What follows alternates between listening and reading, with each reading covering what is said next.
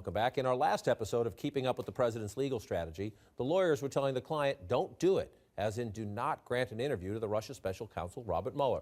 But today, a new plot twist. Call it hubris, call it conviction, or call it naivete. The president is raising the possibility he will ignore his counsel and do it anyway. Quote, he thinks he can work this. A source familiar with the president's thinking tells CNN. He doesn't realize how high the stakes are. CNN's Sarah Murray broke this reporting and joins us now. Sarah, seems everyone in the president's orbit, his lawyers, his friends, his allies say don't do it, but, you know, it's not necessarily clear that the president will ignore all of these people. He's not, you know, immune to what his friends and allies are saying on television and also privately to him. But he does feel like he has nothing to hide, that he did nothing wrong, that he wants to sit down face to face with Robert Mueller and sort of share his side of this story. You know, he also happens to think that this will help the investigation wrap up more quickly. Now, is that such a great idea? As you pointed out, pretty much everyone from the president's friends to his enemies to lawmakers are saying this is not a great idea. You could give Mueller more fodder for an obstruction of justice case.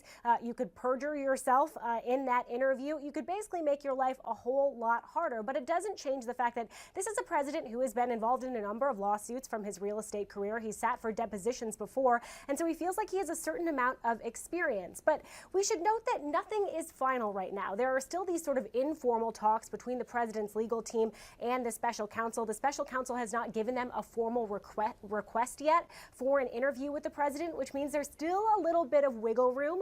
Could that mean an interview is possible? Maybe. Could that mean written questions? Maybe. Or could it be an interview with a much narrower scope? Anything, I think, is still possible, John. And anything, if none of those happen, anything could include a subpoena and a court fight. Sarah Murray, appreciate the reporting. To Sarah's last point, all of this, he won't interview. The president first says, absolutely, I'll do it under oath. His lawyer's saying, absolutely no way. Now the president talking, well, maybe I can pull this off. It's all part of negotiating to the ultimate where the ground rule is going to be. But we have to assume eventually that clock runs out. The special counsel says, okay, it's time. Fish or cut bait, right? Yeah, I mean, I think that's right. And the negotiations are only about the first cut at the issue, right? Which is, do you do a voluntary kind of sit-down interview?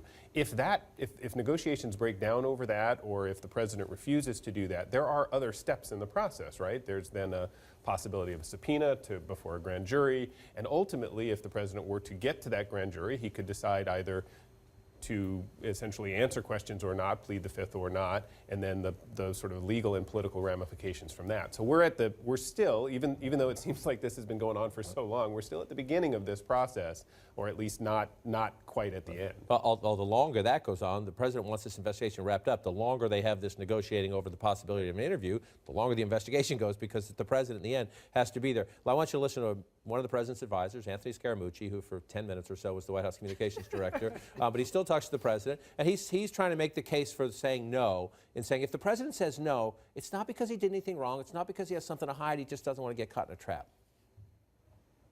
It's not a concern that he's done anything malicious or anything nefarious, but you know, there was a joke somewhere where Mueller's sitting in the Oval Office with him, and the president says, good morning, and he says, okay, you've committed perjury because today's really not a good morning. Listen, you know, we're all getting a little older. I don't remember every single thing that's happened to me in my life, and certainly if I said something that happened that didn't happen, I wouldn't want to be accused of perjury. It's part, you listen to that, it's part of, we've seen a much bigger campaign to discredit the FBI, discredit the special counsel, essentially try to convince at least the president's base or the right side of the political spectrum, this doesn't matter, it's not fair, it's biased and tainted against the president. That's something different there. That's essentially, nobody I know who knows Bob Mueller thinks he's going to charge the president with perjury or accuse the president of perjury if the president forgets you were at the meeting, or says that it was a Wednesday when it was a Tuesday. That he's not going to have that low of a bar, because we all forget. The presidency's a busy job. You're not perfect about recall. But they're trying to set the standard. Don't do it because he's trying to trap you. Yeah, I mean, all of the comments, whether it's from him or Chris Christie, Newt Gingrich, I mean, they kind of paint the president as someone who has a problem with the truth and somebody who isn't savvy enough to deal with Bob Mueller. It doesn't seem to be sort of serving him well in terms of what they think of his ability to sit before somebody and tell the truth. So, and I imagine that's kind of getting, I can't imagine that sits well with him, right? And it might be one of the reasons why he's so adamant, at least publicly, that he can handle anything that Bob Mueller wants to throw his way. way. And yet, not for exactly the same reasons, but among those who say they agree with the president's lawyers is the former Vice President of the United States. He Right, just Joe doesn't say it so kindly. You think he should sit down with the special counsel? If I were the president's lawyer, I would probably tell him not to sit down with the special counsel. Why?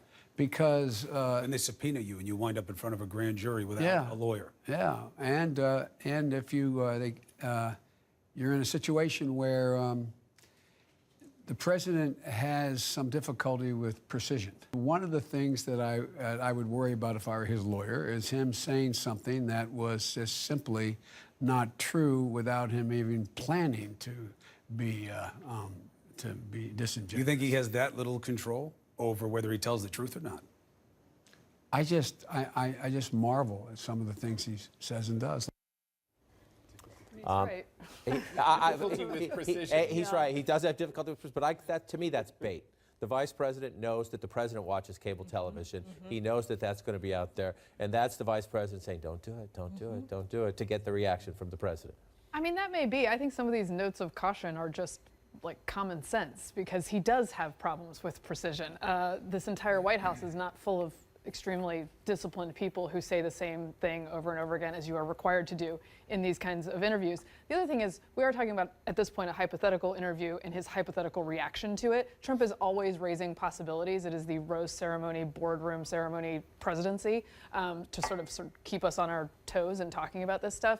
So I don't want to like project too far, but it does seem like a bit of common sense to go, hey, can he handle this? And I do think you're right. There's a possibility that he also rises to this bait and says, I'll go in there. And there's something about pride going before the fall. I will note, though, and kind of playing into that, and I think Sarah touched on this in her reporting, having spent a lot of the campaign reading hundreds, if not thousands, of pages of depositions from the president, or then candidate, he's got a lot of experience at this. Right. And he was pretty careful. There wasn't a lot of things when I read through all those depositions where it looked like he was getting himself into big trouble. And I think that might actually play a role of him saying, look, I've done this. I've done this for hours on end, and however many cases you want to talk about, whether it's a Native American casino down in Florida or something else, I can totally do this. But I think, just to move aside for a bit, your point I think is the most interesting, which is the idea that the special counsel is solely bringing him in to trap him on a measly lie. And sure, that's happened before, there's no question, but I think that's kind of, it's not what he's set out to do. I don't think there's any sense that that's what his investigation is all about, and I think it would undercut everything that Bob Mueller has done over the course of his career to this point. So I think it's more of a strategy to back the president off than it is to try and lay out what actually could happen. So what you're saying is maybe the other Trump we always hear about shows up in depositions. Yes, 100%. I've got them all in my office. It's like this big. I'll transfer them to you. There you go. In one of them, 30 times, 30 plus times acknowledged he hadn't told the truth. Yes. 30 plus times. Yeah. Okay, duh. We'll have another episode of the president's Keeping Up with the President's Legal Strategy, I promise you.